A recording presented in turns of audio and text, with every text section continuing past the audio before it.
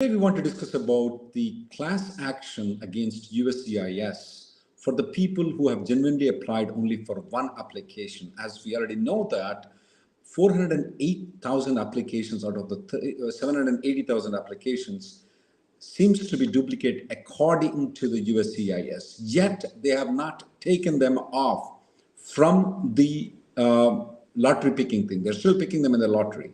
Along with me is my business partner, Stephen Brown. Stephen, you were involved in the class action suit with USCIS. Can you brief people that what do you do and what did you do in the class action against USCIS before? Yeah, so before we've handled litigation efforts for all sorts of delays and denials of immigration benefits under the Administrative Procedure Act. Our firm was one of the attorneys on the class action lawsuit on L2, getting the L2 and E3 work authorization incident to status, as well as the H4 and H4 EAD delay. So we've done class cases, and I know there's been a lot of questions about a potential class case for the H-1B, a class action, meaning that we would have X number of representatives of the class. You'd have a number of plaintiffs. You would show that there's a number of plaintiffs that are out there, and that handling it as a class where you have class representatives is the most efficient way for the court to handle it, where the entire class, the entire group would benefit from a certain number of people suing. So what you're telling is that if we were to take a class action against USCIS, then practically the 350 people who genuinely applied, I mean, if we win the case, of course, will be only eligible for the lottery and not the people who have filed for the duplicate applications, because the USCIS is issuing them the H-1Bs and then revoking them. So that's a problem there, because if I am the applicant, I'm not getting selected. I'm a very genuine applicant. I did not get selected in the lottery, and then they're issuing to the fraudulent people, fraudulent companies, and they're revoking for them later on. Even they're not getting either, though. So now, why can't you take up the case of the class action? You did it for L2s and the H4s, and you've done some very good things. Why can't you take up the class action for this one to protect the 380,000 people? Yeah, I think it's a very noble case, and I certainly empathize with the 350,103 genuine applicants who didn't file multiple. But in 2021, there was, I don't remember if it was a purported class or if it was a group lawsuit, but it was 500 people, Sieng Lu v. Mayorkas at the time, who sued challenging the H-1B registration because of the fraud. And ultimately, it got to summary judgment. What that means is the court made a decision on the merits of the case and ruled in favor of the government for a number of reasons, that the lottery system as we have it doesn't violate the Administrative Procedure Act, and it is okay for them to continue to use. Well, they're telling 480,000 people filed the duplicate applications, then approving those things, they're selecting in the lottery, and they're telling that, what did you say, USCIS can select these duplicate applications, or what is the judgment said exactly? Yeah, so the court opinion really focused on a couple of things, and I know the attorneys that are working on this, and they're looking at maybe if there were misrepresentations by USCIS throughout this case. But from the nuts and bolts of it, it really focused on whether USCIS has the authority to make rules for a lottery, which the court found they did, and whether this should be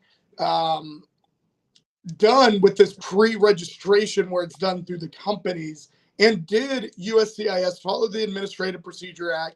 Did they properly go through notice and comment and consider when people were warning them about potential fraud? And what USCIS alleges is, look, we have safeguards in place. We have FDNS to look into the fraud. We have other channels to look into the fraud and take action against these bad actors. Department of State, we've heard now, has gotten into the game a little bit on this. And the court found that it's not a question of, it's not the court's job to determine how effective USCIS is at detecting fraud and enforcing fraud actions, but did they consider it? And they did when they created the regulation. And so as I see it right now, and things may change as more information comes out, and we can talk about that, Raul, with the Foia we filed yesterday, but as it stands right now, I wouldn't take a lawsuit, but I'm sure there's other attorneys who have different opinions on the matter. So you're saying that it's lack of standing is what you're telling. Is that what is lack of jurisdiction for the court? The court found standing, if I remember right, for the individuals because they are close to the issue. It's a matter of, under the APA, USCIS considered the fraud and created ways to manage the fraud. And, Really? what we're seeing, they're not good at deterring fraud, but we have seen them being good at catching the fraud. And unfortunately, for people that are watching that are worried about their cap selection in fiscal year 2020, for fiscal year 2024, this year's lottery, they would rather them deter fraud than catch fraud.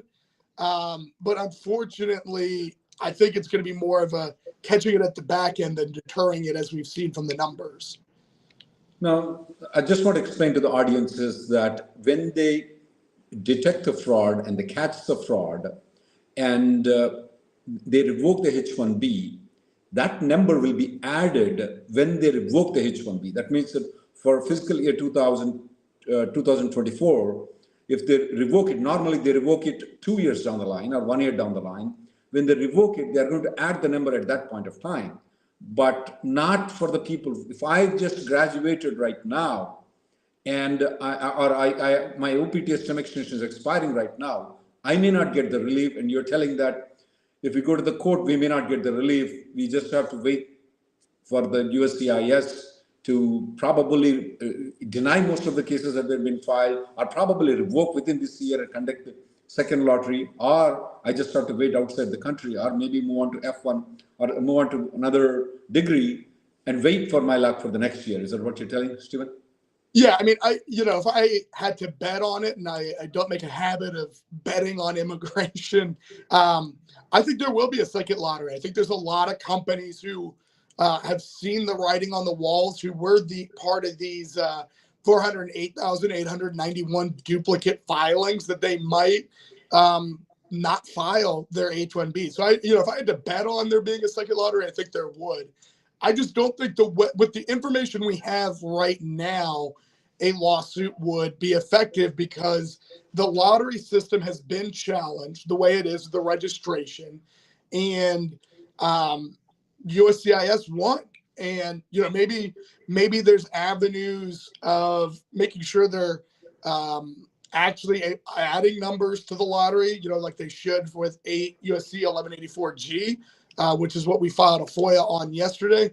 Maybe there's misrepresentations that the USCIS made to the court, and I know the attorneys who are looking into that, but right now I wouldn't bring a case on it. So you're waiting for the Freedom of Information Act, under which you filed with the USCIS requesting the data. What kind of data did you request? I remember that you did file 2 FOIAs, right? So I have 2 FOIAs. One, we actually have a plaintiff in a lawsuit on about all of the data from the registration, just the registration with how many were registered, how many duplicates, companies that have done duplicates, and then how many specific individuals did duplicates. Actually a colleague of mine sued on my behalf yesterday because there's, we want to test some things out on Foia delay litigation. But we filed that suit yesterday because we haven't gotten that data. The second Freedom of Information Act Foia request we filed as a firm yesterday. I want data going back to 2016, fiscal year 2016, about how many cases were received, how many approvals, how many denials, how many revocations due to fraud, how many revocations due to misrepresentation, and then a number of approvals from each year, and internal guidance about what justifies a revocation of a cap exempt status. And then more importantly, USCIS's internal guidance on how they comply with the requirement where they are supposed to add numbers to the current fiscal year's lottery when it's revoked due to fraud and misrepresentation from previous years. I think they're making a lot of guesswork. I mean, we saw this year they selected 110,791 petitions. So I think they're guessing on revocations and denials and stuff like that. I'm curious to see what the data actually says. And we've got a statistician we're using on some other litigation for DOL that we're looking at, but maybe he could find some trends in there. So let me understand one thing, that when you say APAs, Administrative Practice Act, according to which you're saying that the court ruled that they don't have the jurisdiction to rule because the USCIS is doing proper things what they're supposed to do, rulemaking and following the rules, which you doubt. Based on the doubt that you have, you did file a freedom of information about 2 months ago. And freedom of information for the people is that we file a request for the USCIS giving us the details of how many duplicate filings are there, how many people file the duplicate filings, which companies file the duplicate filings. And you also file freedom of information with regards to whether or not they have added the people whose H-1B was being revoked, and how many were being added, did they added rightfully or wrong. And you said, did you sued the USCIS on that freedom of information because they're supposed to give you the information within 20 days, which they did not. Is that right, Stephen? Yeah, the first one, we filed it in March, and I've kind of been waiting, and we filed a lawsuit yesterday on the Foia delay. Yeah, if it's 20 business days, they are supposed to respond to Foia requests. Whether they can request an additional 10 business days, but we're well past the deadline, and so we have sued for the information or to get the court to require them to respond to my Foia. Whether we get all the information or not, that's a separate question under Foia, but they have to respond. And then the Foia request you made yesterday, most probably you'll wait for 30 or 40 days, and then you will file a court case to have the USCIS release the data. And once they release the data, then you will evaluate whether or not you want to take the class action. Is that right, Steve? Yeah, I think, data is key. And if we can kind of leverage Foia into going through and seeing, maybe not, how much fraud was used, but maybe we find out that, fiscal year 2023, they revoked, or, this year, right, year to date, they've revoked hypothetically 10,000 H-1Bs due to fraud. I don't think that's the number. But then that should mean we should have 95,000 H-1Bs this year, right? Because we have 60,000 mandated, 20,000, yeah, and then an additional 10,000 that were revoked this fiscal year. They should be adding in. So we'll see. I'm curious to know what the data shows, but data is going to be key, I think. Okay. Any other information you want to give to the people about the litigation, Stephen? No, I think, like I said, I personally would not challenge under the current lottery paradigm because it was kind of asked and answered. Again, we'll see what the data says and see if there's other avenues. But and again, kind of while we're on this point, Foia is such a useful tool. If there's something you want to know, reach out. Let's talk Foia, because I kind of want to make that my pet project moving forward is doing more Foias, getting people behind the curtain of USCIS and DOL and whoever to see what's out there, whether it's data or procedures. So I just want to remind people that as if you know any company that has filed the duplicate applications, please report about that company to the USCIS. I've given a link for you guys, what content you need to write. I've drafted. You can use that draft, and there is a web form that you need to fill it out at the USCIS website to send the information, give very specific information about the company, about the individual that is involved in it. And I also want to remind people that a lot of people ask this question whether two companies have to be related. No, they don't have to be related.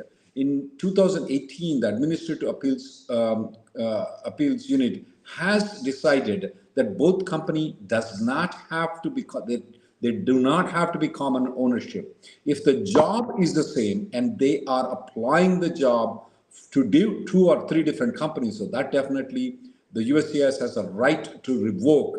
It is being tested in the Administrative Appeals Unit, and the Administrative Unit confirmed and agreed with the USCIS, saying that they do have an authority to revoke even if the companies are not related, when they find that the job is the same for which they are applying.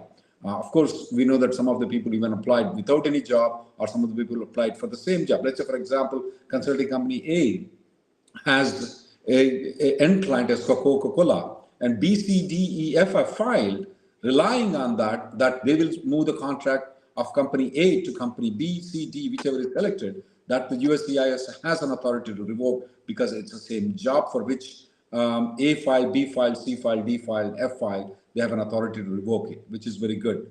Anything else, Stephen, before we conclude? No, nothing on my end. Thank you very much for tuning in.